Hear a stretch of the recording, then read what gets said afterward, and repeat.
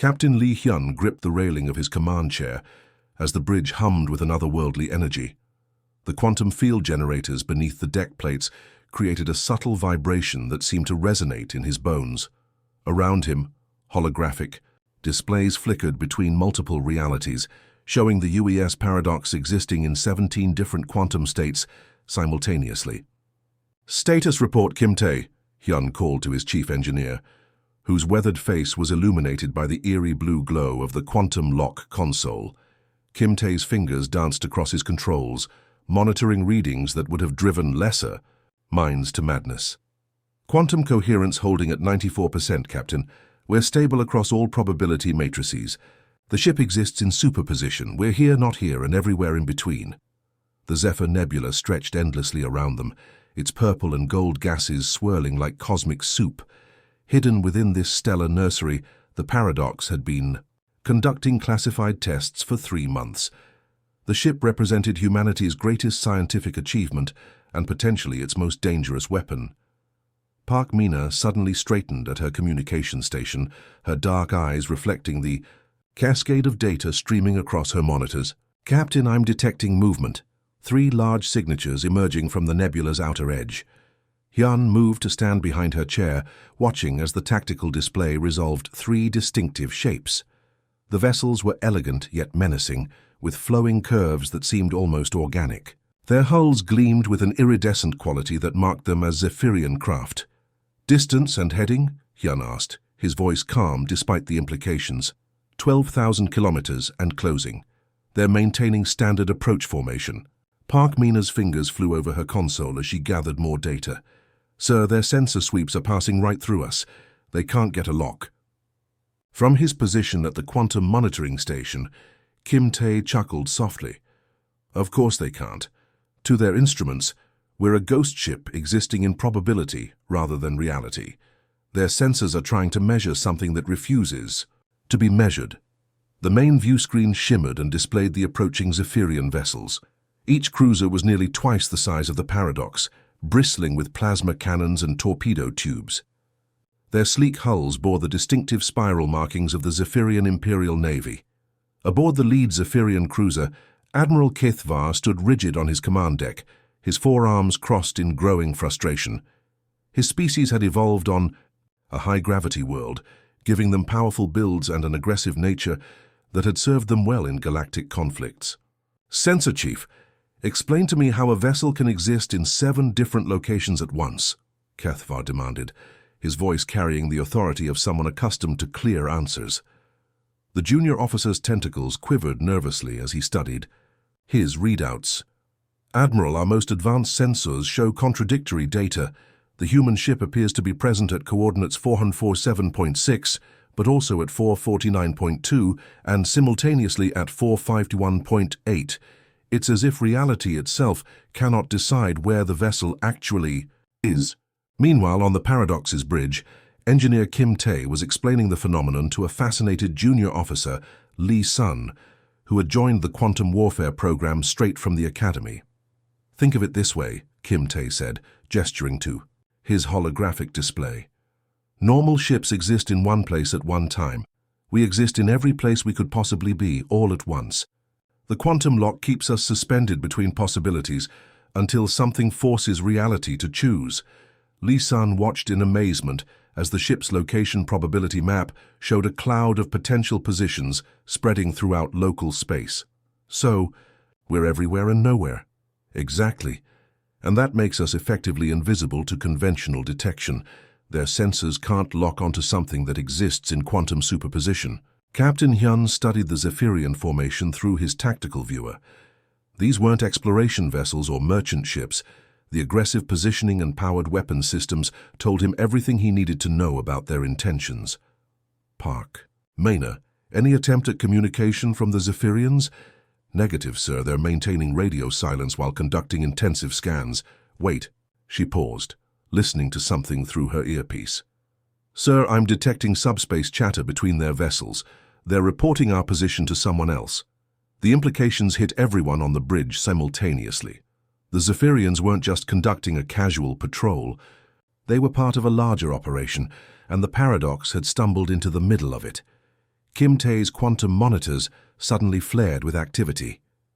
"Captain, the alien sensor sweeps are creating interference patterns in our quantum field. Nothing dangerous yet, but if they intensify their scans, it could destabilize our superposition." Hyun nodded grimly. The Paradox was humanity's most advanced warship, but it was also experimental. They were still learning the limits and capabilities of quantum lock technology.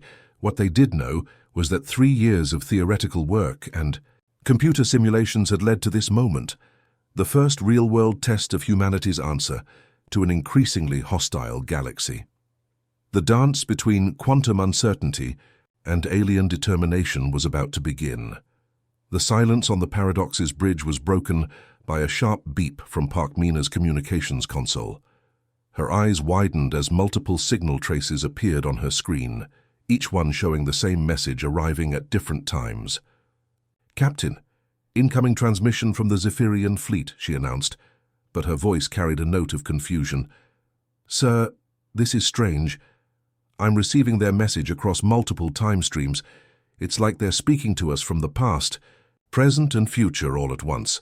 Captain Lee Hyun moved closer to examine the temporal displacement readings. The quantum field surrounding their ship was affecting everything, even simple radio waves.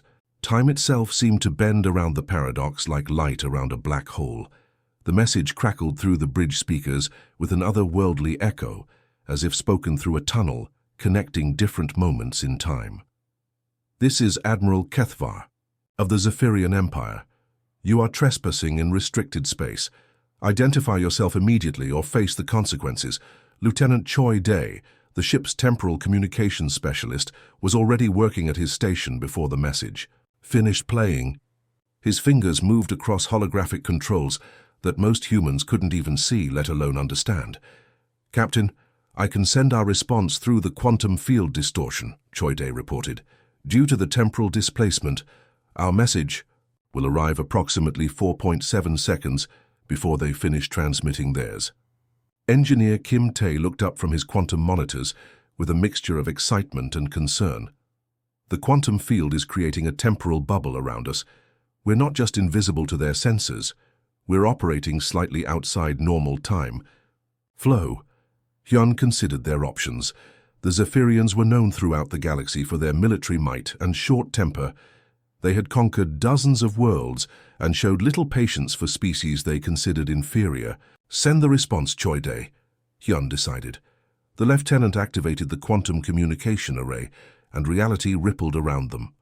On the main screen, they could see the Zephyrian admiral's shocked expression as Hyun's voice emerged from his speakers before he had even finished his own transmission. "We are humanity's answer to the question you haven't asked yet," Hyun said calmly into his communicator. Aboard the Zephyrian flagship, chaos erupted on the bridge. Admiral Kethvar's 4 arms gestured wildly as he tried to comprehend what had just happened. His communication officer, a nervous creature with large compound eyes, stammered over his reports. "Admiral, the human response came through our systems 4.7 seconds before we finished our own transmission. This is impossible by every known law of physics." Kethvar's military mind raced through possibilities. Could they have intercepted our message before we sent it? "No, sir, that's impossible. We're dealing with technology that operates outside normal space-time." Back on the Paradox, Navigator Oh-Soo was updating the ship's position across 17 different quantum states. Her holographic display showed the ship as a cloud of possibilities rather than a single point in space. "Captain, our position is stable across all probability matrices. The Zephyrians still can't pin down our exact location," she reported. Weapons. Officer Yoon Jin kept one eye on his targeting systems while monitoring the alien fleet's movements. "Sir, their weapons are powered but not locked onto us. They're confused and getting frustrated. The Paradox's quantum cannons existed in the same superposition as the ship itself. To outside observers, the weapons appeared to be loaded and empty, charged and discharged, aimed and unaimed, all simultaneously. It was a technological miracle that pushed the boundaries of what was possible. Park Mina intercepted more Zephyrian communications, her translation software working overtime to decode their rapid exchanges. "Captain, they're discussing whether we're using some kind of time travel technology. One of their science officers is suggesting we might be from the future. Kim Tae chuckled as he monitored the quantum field generators. If they only knew. We're not from the future, we're from all possible presents at once. The Zephyrian fleet began to spread into a wider formation, their captains trying to surround something they couldn't properly detect. Their massive cruisers moved with practiced precision, but their sensors continued to show impossible readings. Admiral Kethavar opened a channel to his subordinate captains. All vessels, maintain formation. We're dealing with unknown technology. Prepare for possible combat, but do not fire unless I give the order. Captain Hyun watched the alien ships reposition themselves on his tactical display. Each Zephyrian vessel was a formidable opponent, armed with plasma cannons capable of cracking a planet's crust and shielded by energy barriers that could deflect most conventional weapons. Choi Dae, can you send another message through the temporal? Distortion? Hyun asked. Yes, sir, but each transmission creates more quantum interference. If we keep this up, we might destabilize our own superposition. The bridge crew waited as their captain made his decision. They were witnessing the first contact between humanity's quantum warfare technology and an alien empire that had never encountered anything like it. Lieutenant Choi Dae prepared another transmission, his equipment humming with quantum energy. The message would arrive in the aliens' past, creating a paradox that their minds struggled to process. The galaxy was about to learn that humanity had found a way to wage war with the very fabric of reality itself. Admiral Kethavar's patience finally snapped. His 4 muscular arms slammed against his command console as he glared at the impossible readings on his screens. The human ship continued to mock their sensors, existing everywhere and nowhere at once. Enough of these games, he growled, his voice echoing through the bridge of his flagship. Weapons officer, fire a warning shot across their bow. Show these humans that the Zephyrian Empire is not to be trifled with. The weapons officer's tentacles quivered as he targeted the space, directly in front of where the paradox appeared to be. Firing plasma cannon, sir. Low power, warning shot only. A brilliant blue-white bolt of superheated plasma erupted from the Zephyrian cruiser's main gun. The energy beam, hot enough to melt through a battleship's armor, streaked toward the human vessel at incredible speed. On the paradox's bridge, Tactical Officer Bae-won watched the incoming plasma bolt with calm professionalism. Captain, plasma discharge incoming. Impact in 3 seconds. Captain Lee Hyun didn't even blink. Let it pass through us. The plasma bolt struck absolutely nothing. It passed through the space where every sensor indicated the paradox should be, continuing harmlessly into the swirling gases of the nebula beyond. The Zephyrians had just fired at a ghost, but their confusion was about to become terror. Kim Tae collapsed the quantum superposition. Show them what they're really dealing with, Hyun ordered. Engineer Kim Tae's hands moved over his quantum controls like a pianist playing a deadly symphony. Collapsing superposition in 3, 2, 1, mark. Reality shuddered around the Zephyrian fleet. Space itself seemed to ripple and fold as the laws of physics bent to humanity's will. Where one impossible ship had been, 3 very real versions of the paradox suddenly materialized, surrounding the alien fleet in a perfect triangle formation. The Zephyrian bridge erupted in panic. Officers shouted in their native language as their sensors went completely haywire. Admiral Kethavar's eyes widened in disbelief as he stared at 3 identical human warships that had appeared from nowhere. How is this possible? He whispered, his military training struggling to process what he was seeing. On the paradox's bridge, Captain Hyun smiled grimly as he activated combat protocols. All stations, demonstrate our capabilities. Show them what quantum warfare really means. Each of the 3 quantum states of the paradox responded differently, as if they were separate ships with their own crews and missions. Tactical Officer Bae-won took control of the first quantum state. Deploying reality displacement shields, he announced. His version of the ship suddenly surrounded itself with a barrier that seemed to bend space around it.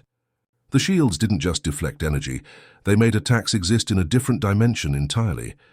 The Zephyrians watched in horror as their own scanner beams curved around the first paradox, bending like light around a massive star. The ship existed behind a wall of twisted space-time that made it untouchable by conventional weapons.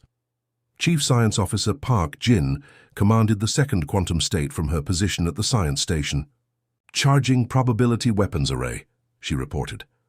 Her version of the ship began to glow with an eerie energy that seemed to shift between colors that didn't exist in normal space.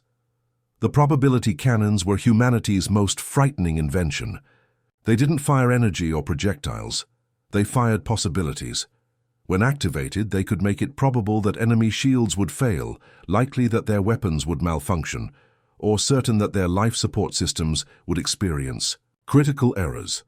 But it was the third quantum state that truly demonstrated humanity's superiority.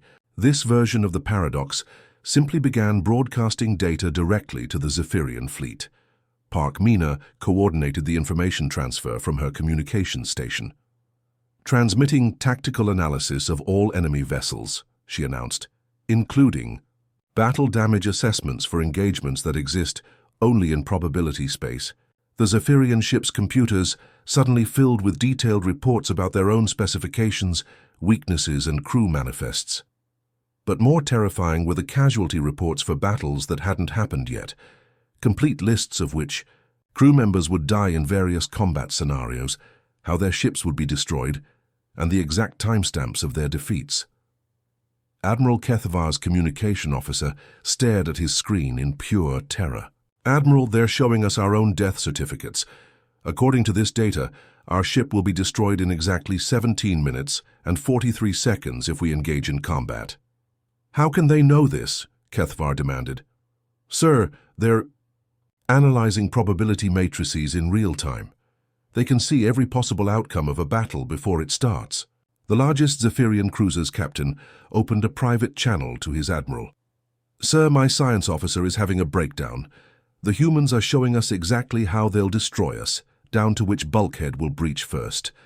On the paradox, Engineer Kim Tae monitored the quantum field fluctuations with growing excitement. "Captain, the demonstration is working perfectly. Our quantum processors are calculating millions of combat scenarios per second and showing them the results." Navigator Osu tracked the Zephyrian fleet's movements across multiple timelines. "Sir, in 97% of probability outcomes, they retreat within the next 4 minutes. Captain Hyun stood calmly in the center of his bridge, surrounded by displays showing the terror spreading through the alien fleet. "The demonstration is complete. They understand now that we don't just fight battles, we fight the mathematics of war itself." The 3 quantum states of the paradox hung in space around the Zephyrian fleet, like predators circling their prey, each one representing a different aspect of humanity's mastery over reality itself. Admiral Kethvar's pride refused to let him back down from what he saw as a human trick. His forearms worked furiously over his command console as he opened emergency channels to Zephyrian High Command. "This is Admiral Kethvar requesting immediate reinforcements. I don't care what it takes.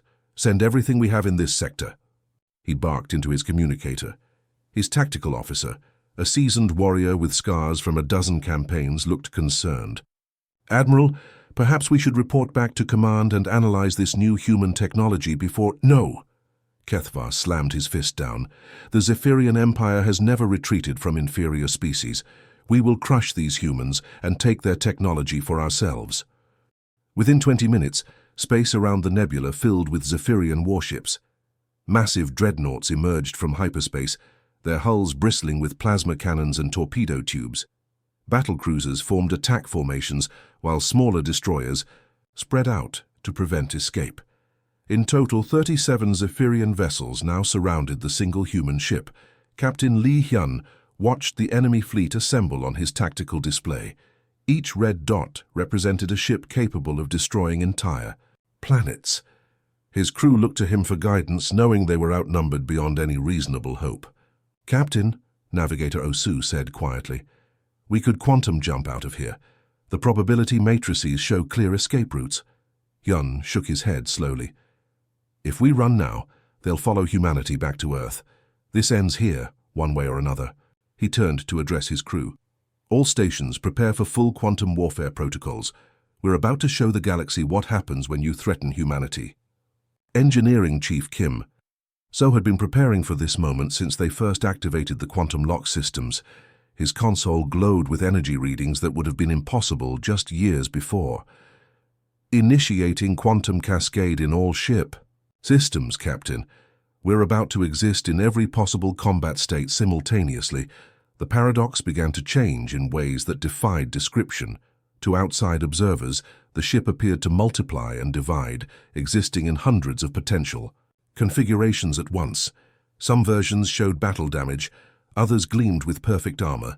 Some had weapons charged, others appeared completely unarmed. Gunner Li Bin activated the probability weapons array, his hands steady despite the magnitude of what he was about to unleash. Quantum cannons online, sir. Target acquisition across. All probability matrices complete. Fire, Captain Hyun ordered. The first shots from the paradox existed in quantum superposition. They were fired and not fired, hit and missed, deadly and harmless, all at the same time. The quantum cannons didn't shoot energy beams through space. They fired possibilities that collapsed into reality at the moment of impact. Admiral Kethvar watched in horror as his flagship's shields began sparking and failing, despite no visible weapons fire reaching them. "Damage report," he shouted. "Sir, we're taking hits from weapons that haven't been fired yet," his tactical officer reported, his voice shaking. "Our shields are failing because of attacks that exist only in probability space." The battle became a nightmare of twisted physics. Zephyrian ships found their own plasma bolts redirected back at them through quantum probability loops.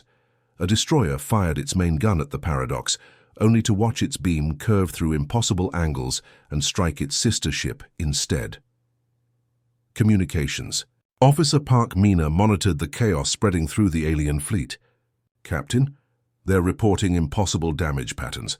Their weapons are destroying their own ships through quantum reflection." On the bridge of a Zephyrian battlecruiser, panic consumed the crew as they watched their torpedo spread turn around, mid-flight, and head back toward their own position. The captain screamed orders to his helmsman, but the ship couldn't outrun weapons that existed in multiple timelines simultaneously. Engineering Chief Kim So watched his quantum monitors with fascination and horror. "Captain, we're rewriting the basic laws of cause and effect. Every shot we fire creates probability cascades that turn their own weapons against them." A massive Zephyrian dreadnought, pride of their battle fleet, suddenly began tearing itself apart as its own quantum torpedoes detonated inside its launch tubes. Torpedoes it hadn't even fired yet, but existed in the probability space where it might have fired them. Navigator Oh Soo tracked the battle across multiple quantum states, watching ships die in timelines that overlapped with reality. "Sir, we're fighting this battle in 17 different dimensions simultaneously. In each one they lose." The paradox deployed shields that protected against attacks from alternate versions of the battle. When a Zephyrian cruiser fired at them, in one timeline, their shields activated in a different timeline to block the shot before it was even fired. Gunner Li Bin watched his targeting display with growing amazement. "Captain, I'm hitting targets that don't exist yet and missing targets that are already destroyed. This is beyond anything we trained for." Admiral Kethvar's flagship shuddered as phantom explosions rocked its hull. His engineering officer reported hull breaches that sealed themselves, fires that burned without fuel, and crew casualties from battles they hadn't fought. "How do we fight an enemy that attacks us with our own weapons from the future?" Kethvar asked desperately.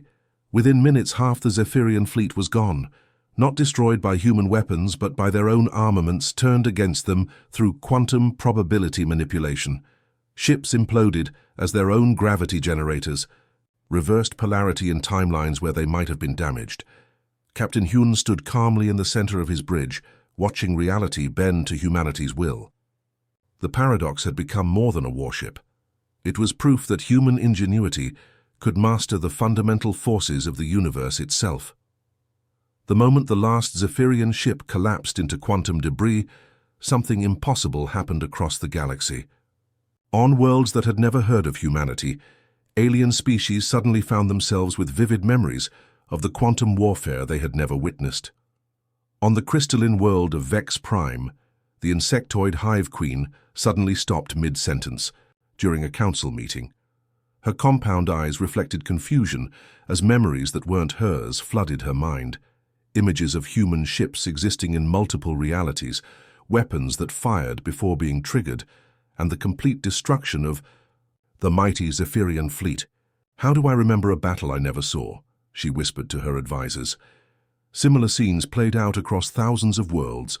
The robotic collective on Metallus 7 experienced data downloads that came from nowhere, filling their networks with tactical analyses of human quantum technology.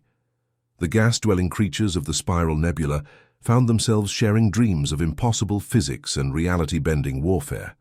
The quantum field effects from the paradox had created ripples in space-time itself, carrying information about the battle to every corner of the galaxy faster than light could travel. More disturbing still, the memories arrived as if they had always existed, making every species feel like they had witnessed humanity's power firsthand. Within hours, emergency sessions were called on every major world. The Galactic Council, loose alliance of the most powerful species, convened in their massive station orbiting the neutral world of Harmony Prime.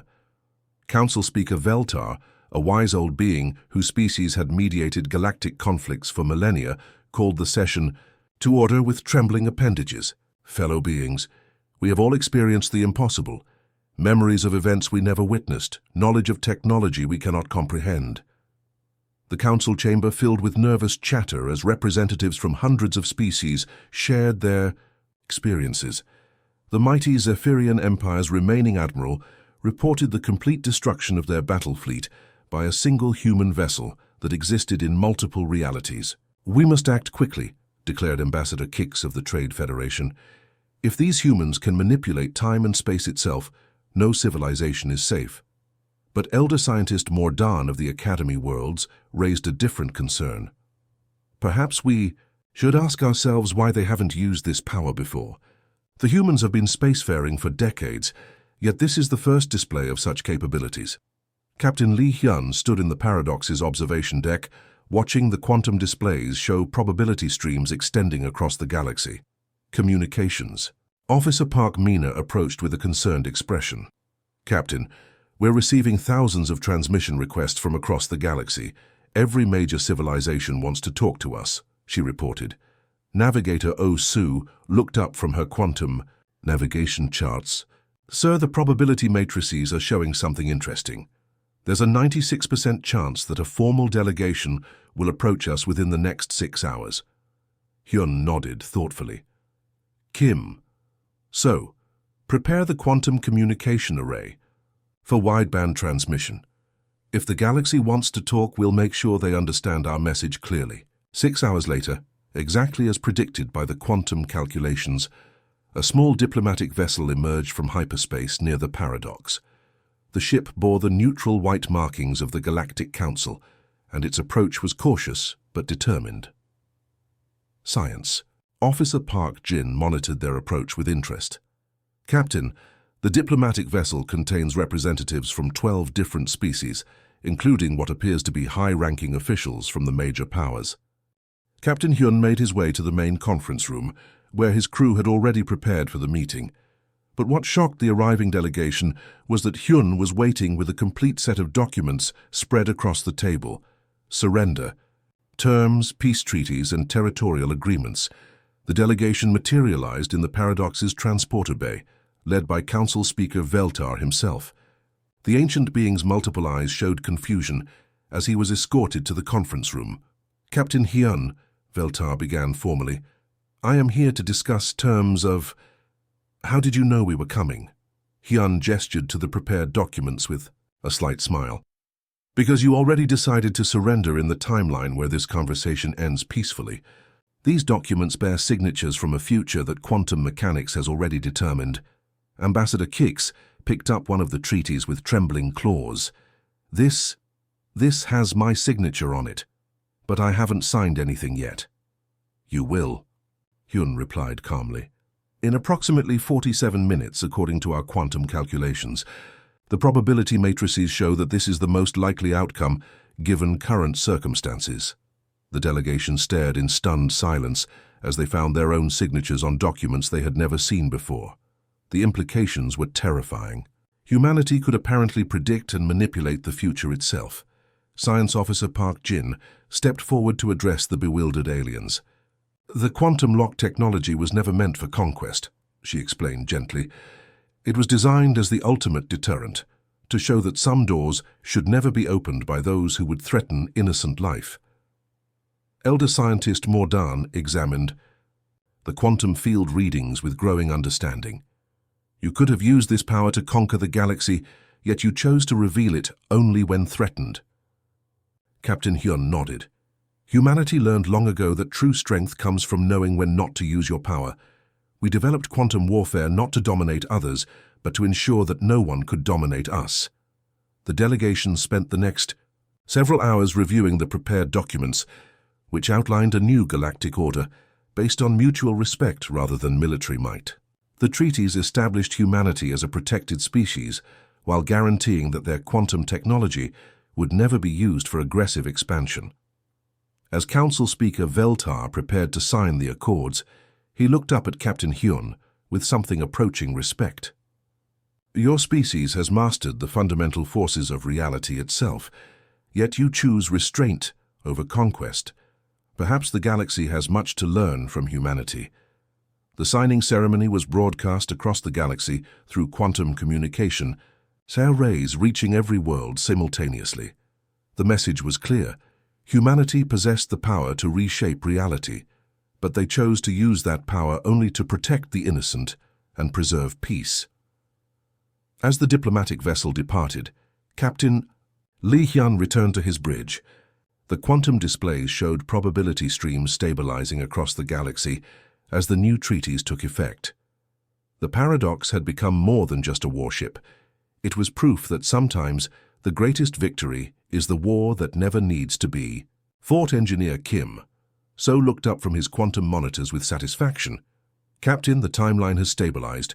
The probability of galactic conflict has dropped to less than 3%. Humanity had shown the galaxy that true power lay not in the ability to destroy, but in the wisdom to choose when that power should remain unused. The end.